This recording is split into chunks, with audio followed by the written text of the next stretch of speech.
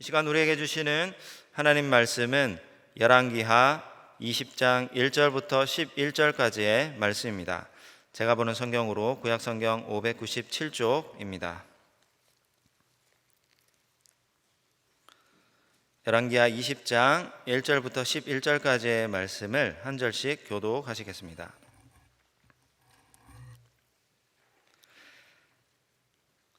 그때에 히스기야가 병들어 죽게 되매 아모스의 아들 선지자 이사야가 그에게 나와서 그에게 이르되 여호와의 말씀이 너는 집을 정리하라 내가 죽고 살지 못하리라 하셨나이다.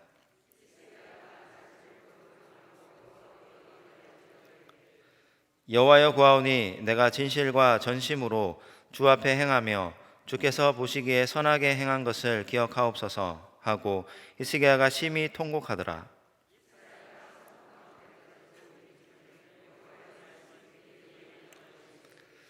너는 돌아가서 내 백성의 주권자 히스기야에게 이르기를 왕의 조상 다윗의 하나님 여호와의 말씀이 내가 내 기도를 들었고 내 눈물을 보았노라. 내가 너를 낫게 하리니 내가 3일 만에 여호와의 성전에 올라가겠고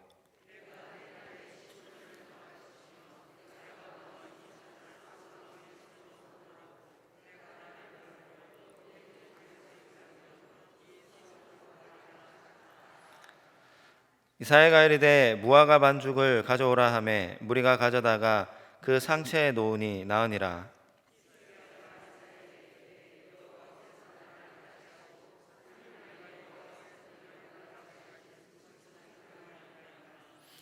이사야가 이르되 여호와께서 하신 말씀을 응하게 하실 일에 대하여 여호와께로부터 왕에게 한 징표가 이말이이다. 해 그림자가 10도를 나아갈 것이니까 혹 10도를 물러갈 것이니까 하니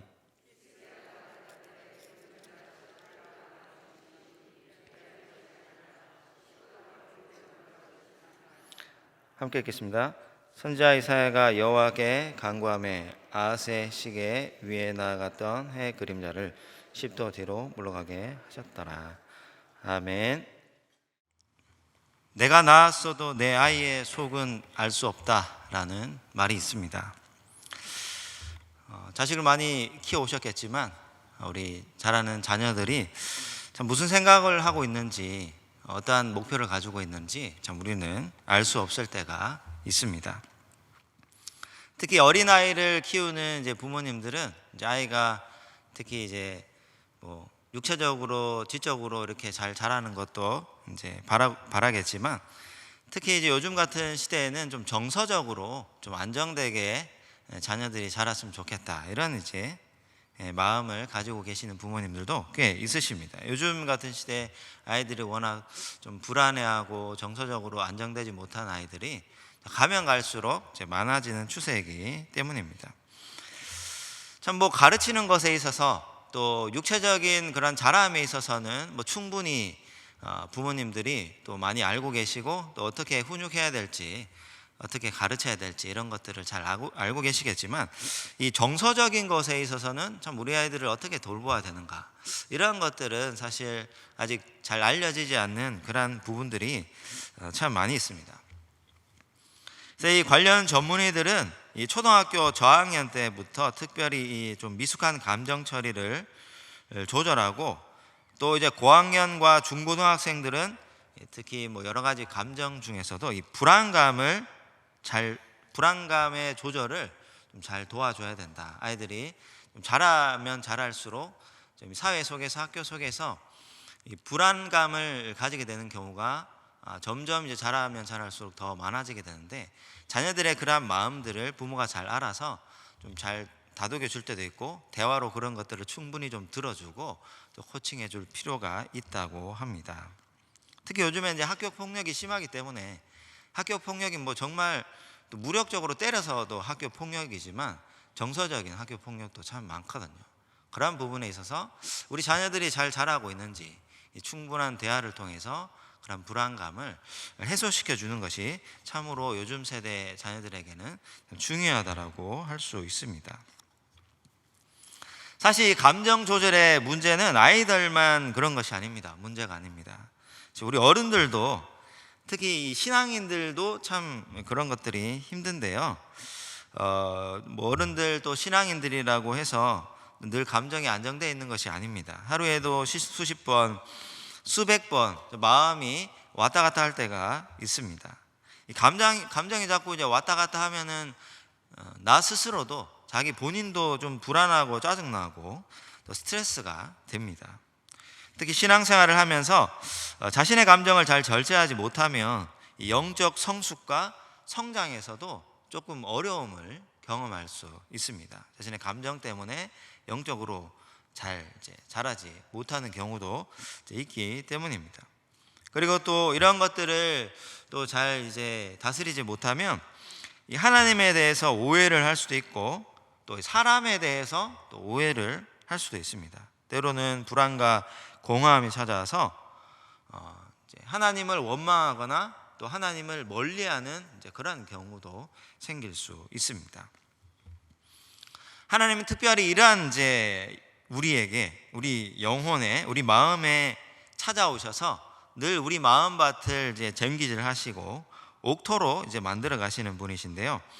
돌밭 같은 우리의 마음을 점점 영적으로 성장하게 하시고 좋은 밭이 되게 하십니다.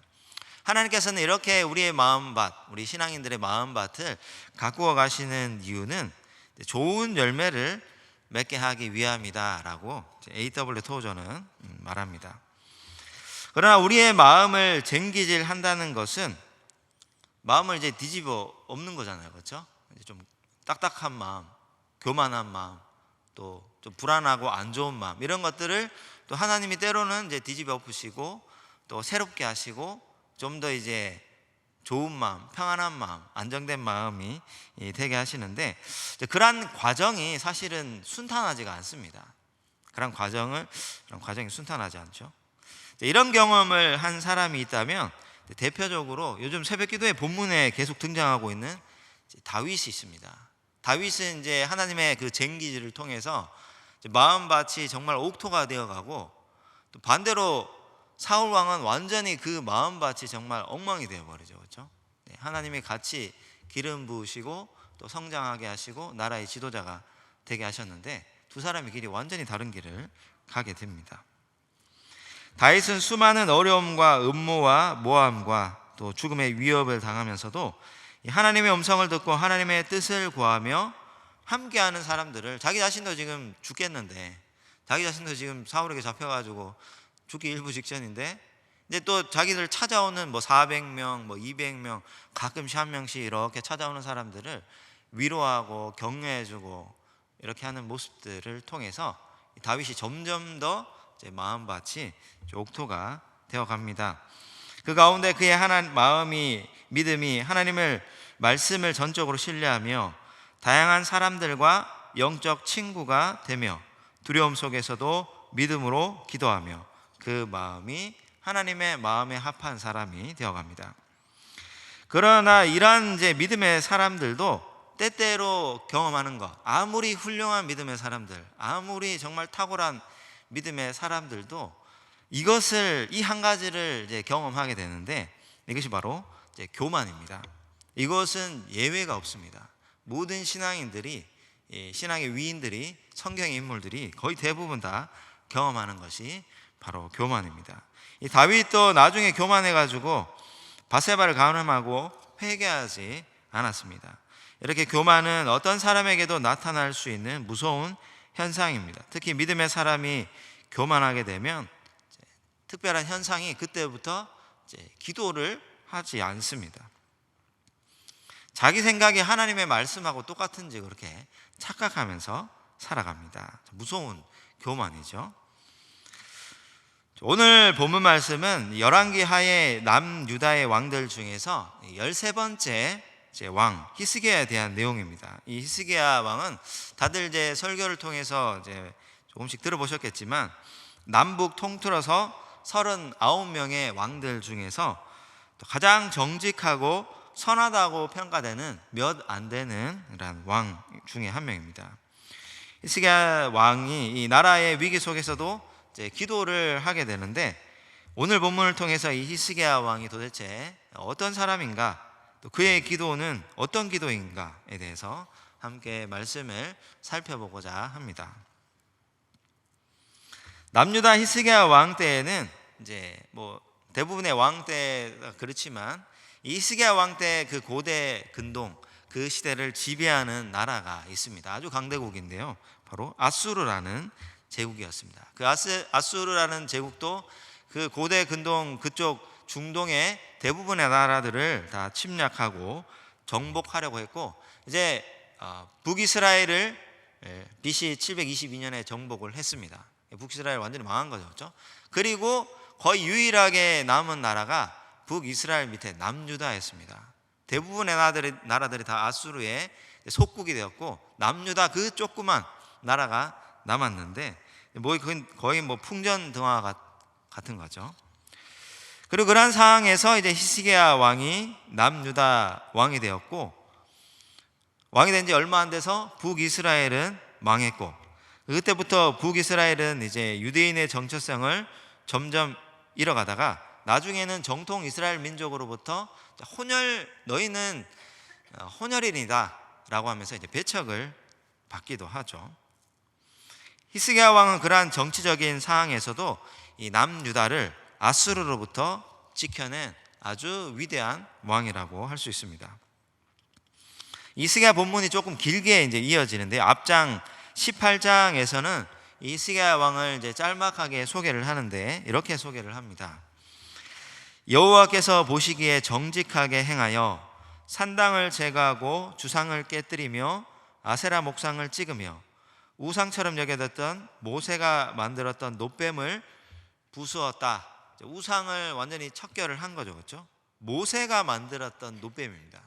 굉장히 상징성 있고, 이스라엘 백성들이 모세가 만들었기 때문에 그냥 보통 사람이 만드는 게 아니고 모세가 만들었기 때문에, 또 그 놋뱀을 쳐다본 적 살았더라, 그런 이제 기념비적인 사건이 있었기 때문에 이 히스기야 왕 때까지 사람들이 그 우상 앞에 이제 절하곤 했습니다. 근데 히스기야 왕이 용기를 내서 그것도 이제 척결을 했다는 거죠.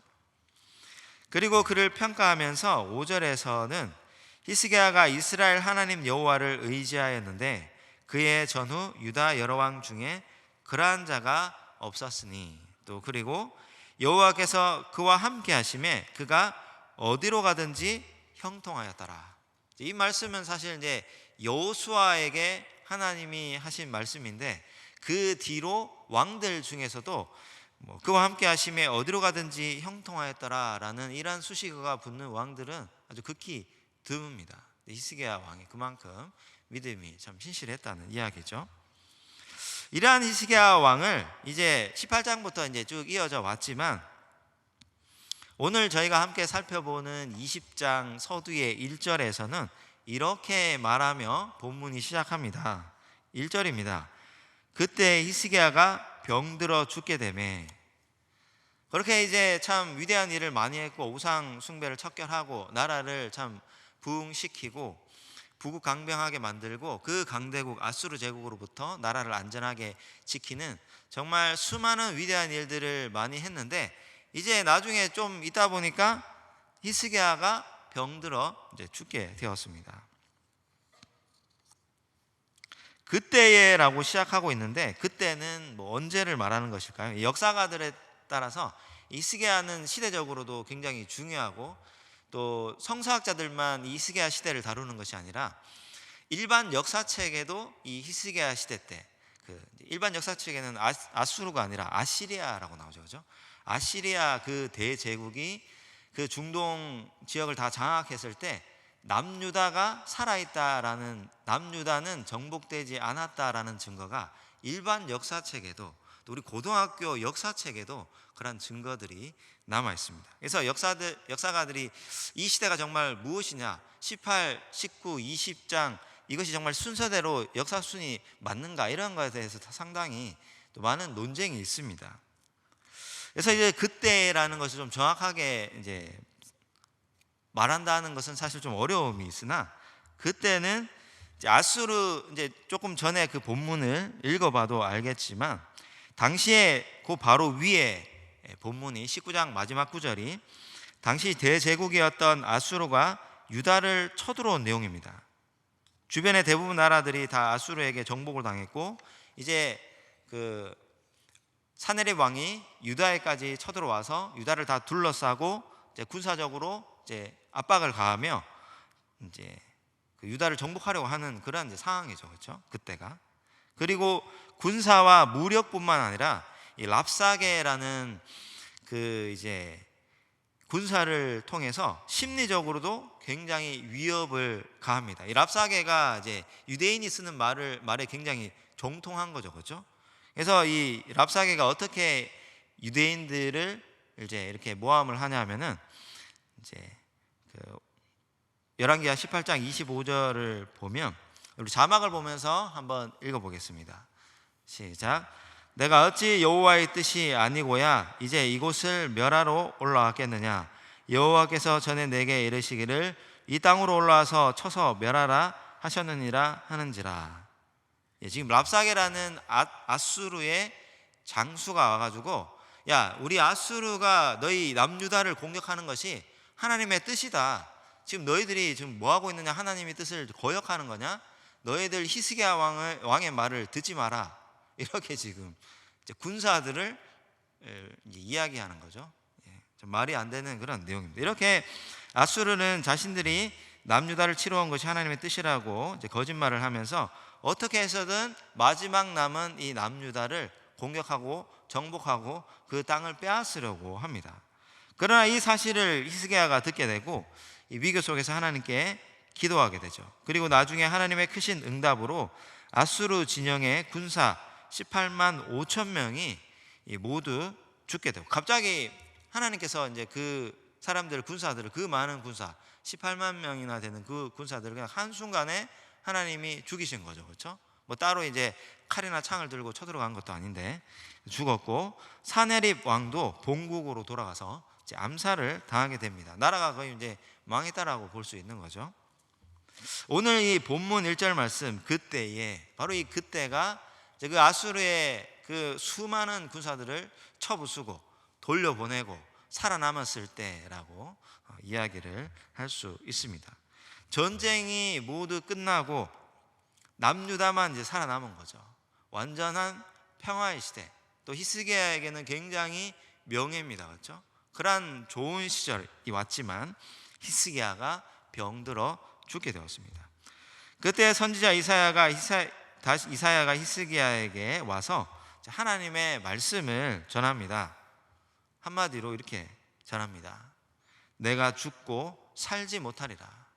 굉장히 좀 억울하지 않겠습니까? 히스기야 입장에서는 정말 처음부터 뭐 이 나라를 위해서 희생하고 헌신하고 우상을 척결하고 나라를 정말 하나님을 잘 믿는 나라로 다시 부흥케 하고 전쟁에서도 그것도 그냥 이긴 게 아니고 이제 기도를 통해서 전쟁에서 이기고 나라를 지켰는데 그리고 병들어 죽게 되었는데 하나님께서 이사야를 통해서 내가 너를 치료하여 주리라. 내가 나으리라. 네가 건강하리라. 이런 이제 말씀을 듣는 게 아니라 내가 죽고 살지 못하리라. 이런 이제 말씀을 들은 겁니다. 히스기야 입장에서는 굉장히 좀 억울하기도 하고 내가 이 나라를 위해서 하나님의 영광을 위해서 이렇게 헌신했는데 이게 뭐냐? 이렇게 이제 생각할 수도 있는 거죠. 참으로 참담한 소식이 아닐 수가 없습니다. 근데 그럼에도 불구하고 이 히스기야가 다시 기도합니다. 왜냐하면 이전에 기도해서 나라를 살렸기 때문에 기도의 경험이 있는 거죠. 아니다. 내가 비록 이러한 메시지를 들었지만 내가 다시 기도하면 하나님께서 응답해 주실 것이다. 이런 이제 확신이 있는 겁니다. 그렇죠? 보통 기도가 아니었기 때문이죠. 이전 기도가. 그리고 히스기야는 기도만이 나라가 살 길임을 확신합니다.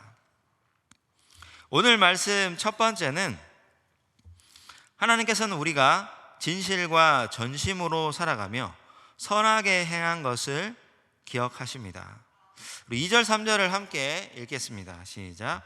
히스기야가 낫을 벽으로 향하고 여호와께 기도하여 이르되 여호와여 구하오니 내가 진실과 전심으로 주 앞에 행하며 주께서 보시기에 선하게 행한 것을 기억하옵소서 하고 히스기야가 심히 통곡하더라.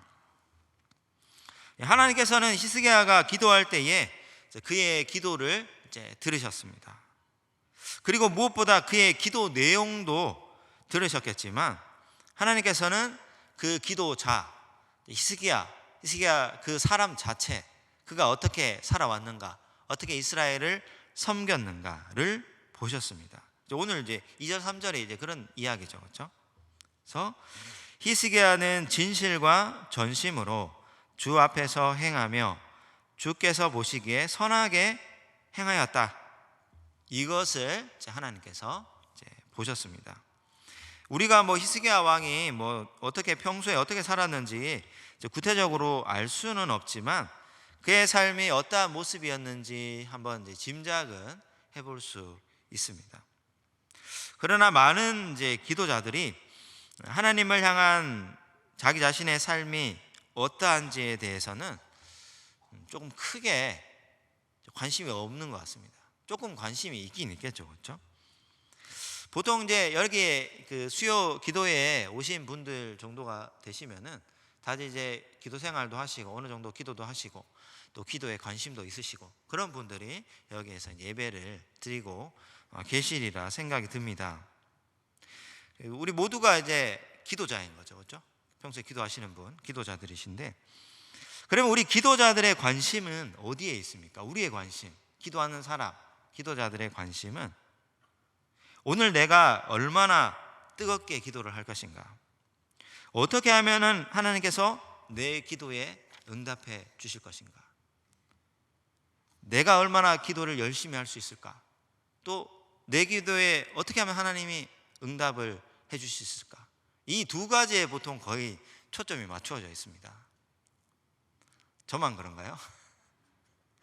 저는 좀 그렇습니다. 저는 이제 기도를 할 때 오늘 금요 기도에 아니면 기도실에 가서 기도를 하거나 기도에 인도를 하거나 개인적으로 새벽에 마치 기도를 하거나, 내가 오늘은 어떻게 하면 좀 힘있게 기도할 수 있을까, 좀 많은 기도 제목을 가지고 기도할 수 있을까, 또 더 많은 사람들을 위해서 기도할 수 있을까, 또 어떻게 하면 내가 기도했을 때 하나님이 응답해 주실 수 있을까, 이런 이제 두 가지 포인트인 거죠, 그렇죠?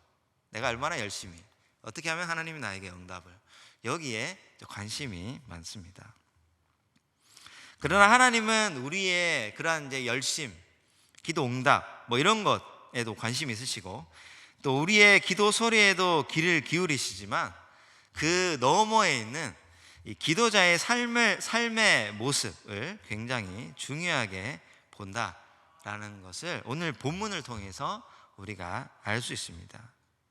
우리는 때로 기도할 때 너무 기도 응답에만 이제 집착할 때가 있습니다. 좀 급하니까 그런 거죠, 그렇죠? 하나님 지금 우리 자녀, 또 우리 남편, 우리 아내, 직장, 자녀 합격, 사업 이런 것에 굉장히 관심이 많습니다. 응답인 거죠, 그렇죠? 어떻게 기도에 응답받을 수 있을까? 소리를 크게 질러야 되나? 더 크게 소리 질러야 되나? 손을 들고 간절하게 기도해야 되나? 새벽에 기도해야 되나? 10분, 20분이 아니라 1시간, 2시간 동안 기도를 해야 되나? 아니면 예물을 드리면서 기도해야 되나? 아니면 금식해서 작정 기도를 해야 하나? 어떻게 기도 응답을 받을 수 있는가? 여기에 우리는 참 많이 집중을 하게 됩니다. 그러나 기도는 간절하게 해서 응답받는 것도 중요합니다만 기도를 통해서 하나님과 친밀히 동행하는 것이 참으로 중요합니다. 기도를 통해서 하나님과 친밀히 동행하는 거죠. 하나님과 친밀히 동행하다 보면은 우리의 삶도 점점 이제 변화가 되겠죠. 왜냐하면 일상의 삶 속에서 하나님을 인식하고 하나님이 나와 함께 하시다, 하나님께서 나의 기도를 들으신다, 또 하나님의 말씀이 내 안에 거하고 내가 그 말씀을 기억하면서 하나님과 동행하면서 살아가다 보면 우리의 삶이 조금씩 변화되게 됩니다. 그래서 기도를 통해서 하나님의 이름을 충분히 부르며 뜻을 충분히 기억하고 하나님을 말씀을 깊이 생각하며 하나님의 말씀 안에 거하는 기도, 이를 통해서 나의 삶 속에서도 하나님이 충분히 내 안에 계시도록 그렇게 살아가는 것이, 기도하는 것이 중요하다라고 할 수 있습니다.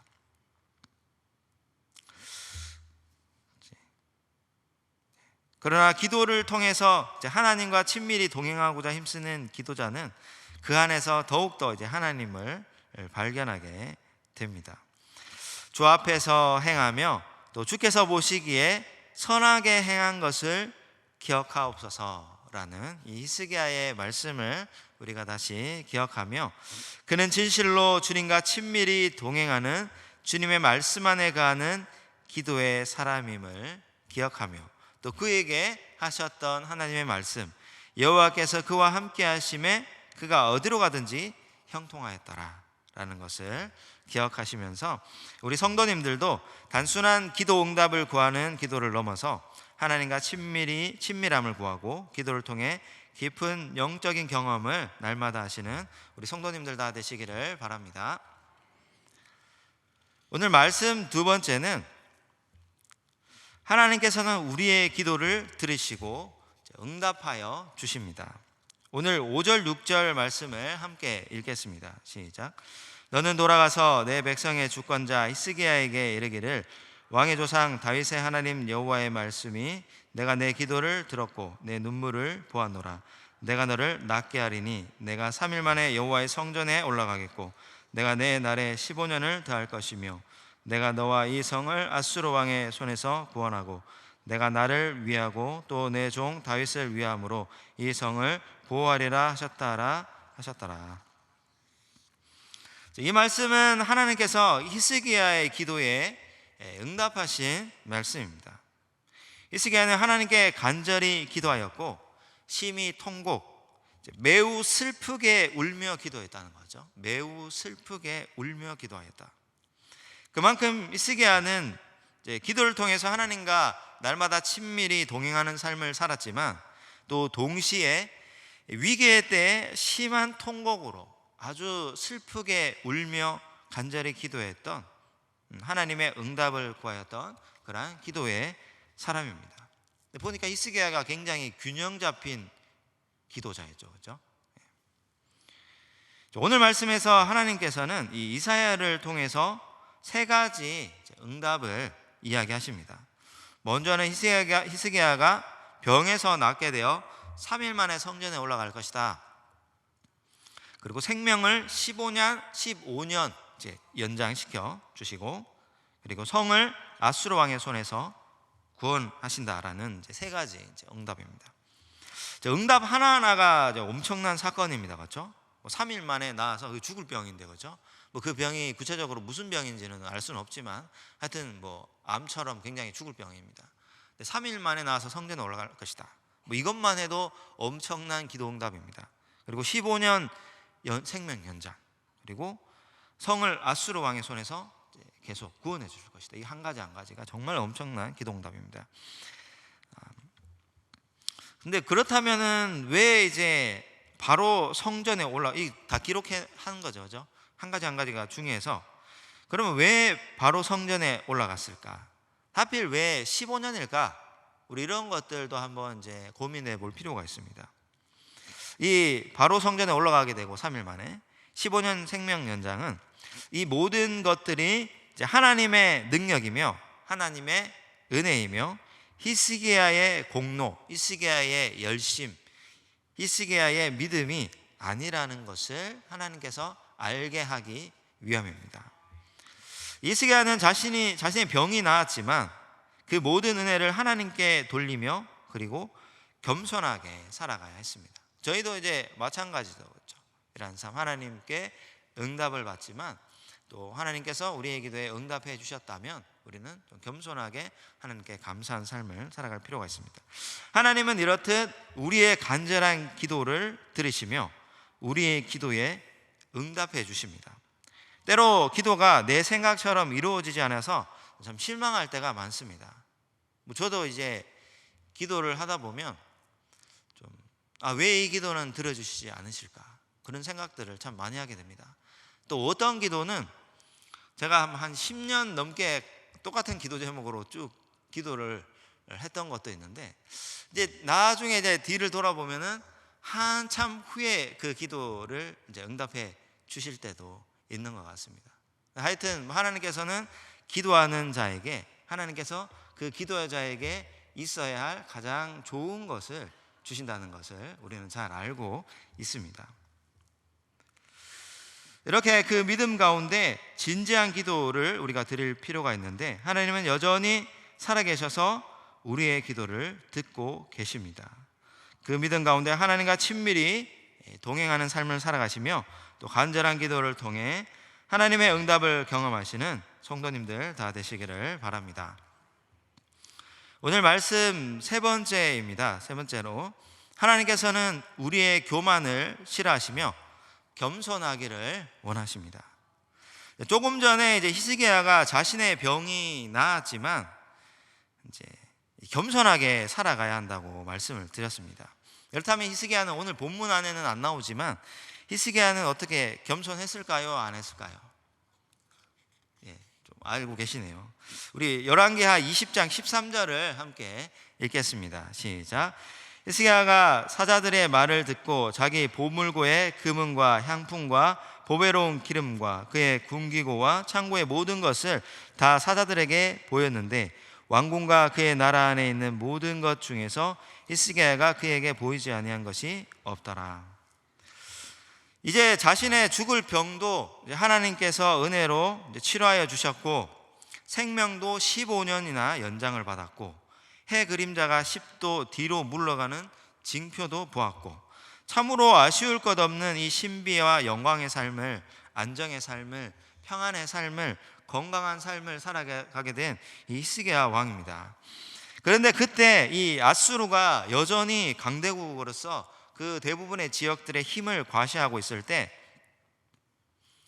당시에 변방의 아주 작은 나라였던 바벨론이라는 나라가 있었습니다. 근데 사실 바벨론이 나중에 이제 아수르 제국을 무너뜨리고 다시 가장 큰 이제 제국을 이루게 되죠, 그렇죠? 근데 아직은 아닙니다.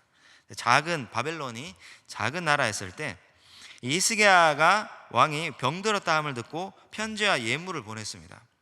그 사자가 이스라엘에 도착했는데 히스기야는 함께 이제 바벨론과 동맹을 하면 되는 거죠, 그렇죠? 둘 다 약소국이니까 약소국끼리 동맹을 하면 좀 도움이 되지 않습니까? 동맹을 하고 사자에게 감사를 표시하고 그냥 잘 돌려보내면 되는데, 근데 히스기야 왕이 왕궁과 나라 안에 있는 모든 것 중에서 보이지 않는 것이 없다고 할 정도로 이 바벨론 사자에게 다 보여줍니다. 한마디로 교만이고 자기 과시인 거죠, 그죠? 내가 다스린 나라가 이 정도다. 야, 내가 이렇게 우리 이 남유다 이 나라를 잘 다스려서 그 강대국 아수르로부터도 이렇게 멋지게 살아남았다. 한번 봐라. 이렇게 완전 다 보여준 거죠. 근데 사실 이스라엘이 힘이 강해서 전략이 좋아서 무기가 좋아서 그렇게 살아남은 게 아니지 않습니까? 바벨론의 사자가 이 살아남은 그 유다의 모든 그러한 장비와 물자 이런 것들을 보고 굉장히 실망하며 돌아갔을 것입니다. 하여튼 그 모든 것들을 이제 다 보여준 거죠. 이런 이제 히스기야의 교만 때문에 하나님께서는 다시 그에게 말씀을 하셨습니다. 자기가 죽을 병에서 나았고 아수르로부터 나라가 안전하며 나라가 평안한 것이 모든 것이 하나님의 덕분인데 이제는 교만하여 사자 앞에서 우쭐대고 모든 것을 다 보여주며 자기 자랑을 하였습니다. 그리고 다시 이사야 선지자가 이 히스기야 왕에게 찾아와서 묻습니다. 이 사람들이 무슨 말을 하였습니까? 어디서부터 왕에게 왔습니까? 그들이 왕궁에서 무엇을 보았습니까? 이게 묻는 게 진짜 이사야가 몰라서 묻는 게 아니죠, 그렇죠? 몰라서 묻는 것이 아니고 히스기야 왕에게 회개를 촉구하는 그러한 이제 질문입니다. 히스기야 왕에게 이런 회개를 촉구했지만 왕은 이사야 앞에서 회개를 하지 않았습니다. 그럴 마음도 없었고 자기가 한 일에 대해서 죄책감도 없습니다.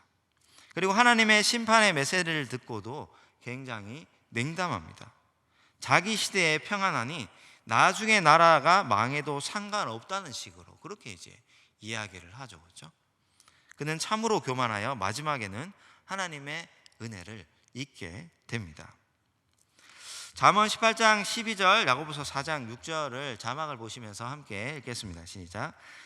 사람의 마음의 교만은 멸망의 선봉이요 겸손은 종기의 길잡이니라. 그러나 더욱 큰 은혜를 주시나니 그러므로 일렀으되 하나님이 교만한 자를 물리치시고 겸손한 자에게 은혜를 주신다 하였느니라. 100가지 장점을 다 갉아먹는 단점이 교만이고 100가지 단점을 다 보완하는 장점이 겸손이다라는 말이 있습니다. 우리가 살아가며 먹고 마시고 일어서고 눕고 행하는 모든 것이 다 하나님의 은혜입니다. 때로 잠시 교만하여 우쭐댈 수는 있습니다. 그렇지만 다시 말씀과 기도를 통해 자기 자신의 모습을 발견하며 겸손한 모습으로 늘 살아가시는 우리 성도님들 다 되시기를 바랍니다. 기도하겠습니다. 하나님 감사합니다. 오늘도 이렇게 이 수요일 날 또 하나님을 사모하여 우리 성전으로 모여서 하나님을 예배합니다. 하나님, 우리 모인 우리 성도님들의 마음과 생각과 삶을 주장하여 주셔서 또 하는 모든 기도에 응답하여 주셔서 하나님으로 말미암아 늘 마음과 생각에 또 평안과 기쁨과 감사가 넘치는 삶을 살아갈 수 있도록 인도하여 주시옵소서. 하나님께 간절한 기도로, 뜨거운 기도로, 오랫동안의 기도로 하나님께 기도하는 것도 중요하지만 또 오늘 본문 말씀을 통해서 기도자의 삶이 또 얼마나 중요한 것인지에 대해서 살펴봅니다. 우리가 열심히 기도하였다면 또 삶 가운데서 기도한 것처럼 하나님 말씀에 순종하는 순종의 사람들이 다 될 수 있도록 인도하여 주시옵소서. 감사를 드렸고 우리 주 예수 그리스도의 이름으로 기도드립니다. 아멘.